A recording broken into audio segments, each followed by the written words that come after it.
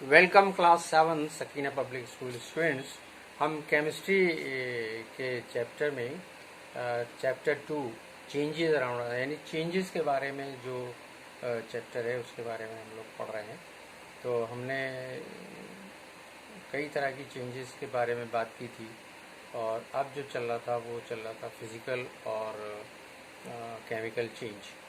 Physical change के बारे में हमने बताया था कि फिज़िकल चेंज में चेंज कंप्लीट होने के बाद कोई नया सब्सटेंस नहीं बनेगा, लेकिन फिज़िकल चेंज में साइज, शेप, कलर, इन सब की चेंजेस आ सकती हैं, लेकिन जो मेन प्रॉपर्टी है वो चेंज नहीं होगी और ना ही कोई नया सब्सटेंस बन के तैयार होगा। एक सवाल ये पूछा जाता है कि क्या फिज़िकल चेंज रिवर्सिबल होती है? तो यस, बहुत सारे केसेस में ये रिवर्सिबल है, यानी चेंज के बाद वापस चीज़ें अपनी पुरानी हालत में आ जाती हैं फिज़िकल चेंज में। लेकिन कुछ ऐसी चीज़ें भी हैं जिनको जिनकी प्रॉपर्टी तो चेंज नहीं होगी, लेकिन उनको पुरानी शक्ल में नहीं लाया जा सकता।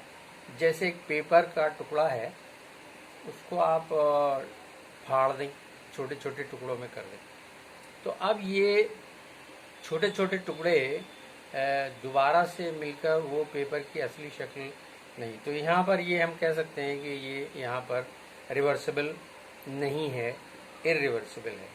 तो फिज़िकल चेंजेस में भी कई जगह पर चीज़ें जो हैं वो इरिवर्सिबल रहती हैं। उसके बाद जो फिज़िकल चेंजेस में बहुत ज़्यादा नाम लिया जाता है वो उसकी एग्जांपल्स में बहुत सारी चीज़ें हम आपको बता सकते हैं, जैसे एवापोरेशन। एवापोरेशन में ये किसी लिक्विड के सरफेस से शुरू होता है और इसके लिए जो चीज़ें जो फैक्टर काम करते हैं, कंडीशंस जो काम करती हैं, वो है ह्यूमिडिटी, विंड, टेम्परेचर और सरफेस एरिया। ये सारी चीज़ें, ये सारे फैक्टर इसमें मदद करते हैं। उसके बाद बॉयलिंग है। बॉयलिंग में आपको पता है कि बॉयलिंग जो चेंज है, इसमें बॉयलिंग के लिए एक ख़ास बॉयलिंग टेम्परेचर का पॉइंट होता है जहाँ पर चीज़ें बॉयल होना शुरू होती हैं, और ये प्रक्रिया या ये प्रोसेस वाटर की या लिक्विड की पूरी बॉडी में शुरू होता है और इसके लिए हमको अलग से टेम्परेचर प्रोवाइड करना पड़ता है, हीट प्रोवाइड करनी पड़ती है, तो ये बॉयलिंग होती है। यानी बॉयलिंग के लिए ऐसा नहीं है कि सरफेस से हो, बॉयलिंग जो है वो पूरी बॉडी, वो लिक्विड की पूरी बॉडी में ये प्रोसेस होगा और एक ख़ास टेम्परेचर पर जाकर ये बॉयलिंग शुरू होगी, और जहाँ पर ये बॉयलिंग शुरू होगी वहीं से उस लिक्विड का कन्वर्जन शुरू हो जाएगा, वो वेपर्स में या गैस में। उसके अलावा इस फिज़िकल चेंज में कंडेंसेशन है। अगर आपने बॉयल किया है और अब वेपर्स या गैस बनने लगी है हीट करने से, अब इस गैस को या इन वेपर्स को अगर हम कुछ कूल डाउन करने का प्रोसेस मुहैया करा दें, तो फिर ये जो वाटर वेपर है ये कूल डाउन होके फिर से लिक्विड में कन्वर्ट होने लगेंगे, और यही प्रोसेस जो है वो कंडेंसेशन कहलाता है। इसके अलावा है मेल्टिंग। सॉलिड जो हैं, सॉलिड को एक ख़ास टेम्परेचर तक अगर गर्म करें, तमाम सॉलिड्स के लिए अलग अलग मामला है, तो उस ख़ास टेम्परेचर पर वो फिर पिघलना शुरू हो जाते हैं, मेल्ट होना शुरू हो जाते हैं और लिक्विड में तब्दील होने लगते हैं। इसी प्रोसेस को मेल्टिंग कहते हैं, फ्यूजन कहते हैं। और इस टेम्परेचर को उनका मेल्टिंग टेम्परेचर भी कहते हैं। जिस टेम्परेचर पे ये मेल्ट होना शुरू होते हैं उसको मेल्टिंग पॉइंट या उनका मेल्टिंग टेम्परेचर कहते हैं।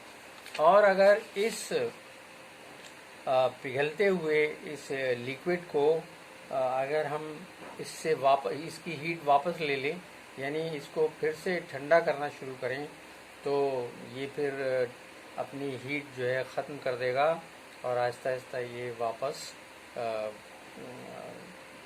सॉलिड की तरफ बढ़ेगा। और जैसे जैसे हम इसे ठंडा करेंगे ये फ्रीज़ हो जाएगा। तो फ्रीज़ के लिए भी एक ख़ास पॉइंट होगा, उसको फ्रीजिंग पॉइंट कहते हैं। तो हमारे सामने आई चीज़ें बॉइलिंग, हमारे सामने आया कंडेंसेशन, हमारे सामने आया मेल्टिंग, हमें पता चला फ्रीजिंग के बारे में। ये सब ऐसी फिज़िकल चेंजेस हैं जो रिवर्सिबल हैं, यानी जो वापस हो जाती हैं। और एक और चेंज है, उसका नाम है सब्लिमेशन। सब्लिमेशन एक ज़रा अलग किस्म की चेंज है। आम तौर पर जो हमको आइडिया रहता है वो ये है कि जो स्टेट ऑफ चेंज है,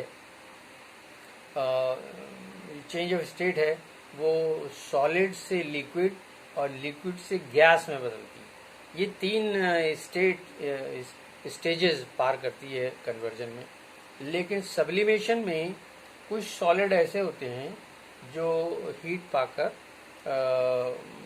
बजाय लिक्विड बनने के डायरेक्ट गैस में तब्दील हो जाते हैं, पासिंग दी लिक्विड स्टेट।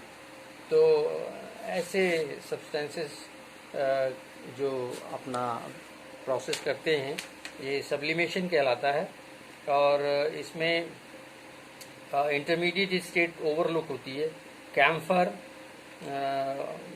अमोनियम क्लोराइड, ये सब ऐसी चीज़ें हैं जो आयोडीन ये जो सब्लाइम करती हैं। और अगर इनसे सब्लाइम किया हुआ जो गैस है उसको अगर हम कूल डाउन करें, जमा करने की कोशिश करें, तो ये जमा भी हो जाती है direct in the form of solid. तो सॉलिड से इसका कन्वर्जन डायरेक्ट गैस में होता है सब्लाइम करके। और इस सब्लिमेट को अगर हम कूल डाउन कर लें, जमा कर लें, तो फिर ये दोबारा से सॉलिड की शक्ल में आ जाएगा। तो इस तरह से ये एक clear cut reversible physical change है। तो फिज़िकल चेंजेस में यानी रिवर्सिबल भी हो सकती है। केमिकल चेंजेस में चीज़ें जो बदलती हैं तो अक्सर उनकी प्रॉपर्टीज़ ही चेंज हो जाती हैं। यानी जब कोई चेंज आती है, केमिकल चेंज, तो उसके नतीजे में कोई नया प्रोडक्ट बन के तैयार होता है, नया सब्सटेंस बन के तैयार होता है जिसकी प्रॉपर्टी अपने पुराने सब्सटेंस से बिल्कुल अलग होती है। और इसीलिए इसको केमिकल चेंज ऐसी चेंज कहते हैं जिसमें मामला रिवर्सिबल नहीं होता, इरिवर्सिबल होता है। जैसे आप आयरन पीसेस को या आयरन को किसी नम जगह पर रख दें जहाँ पर मॉइस्चर हो, तो आहिस्ता आहिस्ता फिर उसका आयरन ऑक्साइड बनने लगता है, जिसको हम आम बोलचाल में कहते हैं लोहे पर जंग लग गया है। तो वो फिर जंग जो है, वो आयरन ऑक्साइड जो है, वो फिर दोबारा से आयरन उसको हम वापस नहीं बना सकते। इसी तरह से एक केमिकल चेंज हमारे घरों में रोज़ हम लोग करते हैं। हम लोग दूध ला के रखते हैं और उसमें थोड़ा सा दही मिला देते हैं। After some time it becomes curd. तो अब ये जो दही बन गया, इसकी प्रॉपर्टी बिल्कुल अलग होंगी और इस बने हुए दही को आप वापस दूध नहीं बना सकते। तो कुछ केमिकल चेंजेस ऐसे हैं। जैसे पेपर को आप जलाइए, तो पेपर एक कार्बन है और जब उसे जलाएंगे, कंबशन उसका करेंगे, तो पता ही चला कि ऑक्सीजन ने मिलकर उसके साथ उसको बदल दिया बिल्कुल। और उसके बदले हुए स्वरूप को हम कहते हैं ऐश, राख, और इसके नतीजे में गैस बन के निकल जाती है, उसको हम कहते हैं कार्बन डाइऑक्साइड। और कुछ जलने से कुछ हीट भी पैदा होती है। तो ये एक ऐसा इरिवर्सिबल केमिकल चेंज है जिसको वापस पेपर नहीं बनाया जाता।